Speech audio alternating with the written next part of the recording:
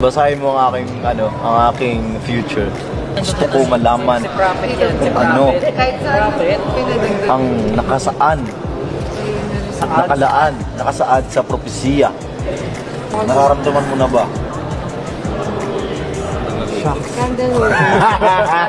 Gusto niyo mag-isang chaotic? Pwede tayo mag-take ng isang medyo na chaotic kasi kumbaga yung feeling is parang life nyo is sacrifice namin. Huli na natin yung ba't ganito yung mat? Paano kaya pag nasuntok na talaga ito, no? Oo nga, no?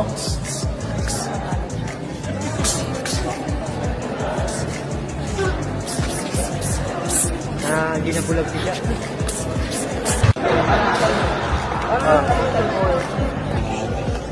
Baka lang. Wala pa. Kanina nagdudugod ng sobrang dami.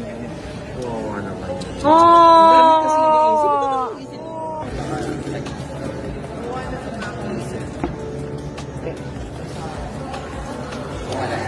Bumibigay ng aming sangkatauhan. So, ito ang mapanood nyo ito. Itong isang kasama natin, tulog to. Sabi na tulog to. Thank you, Laila. Matagal-tagal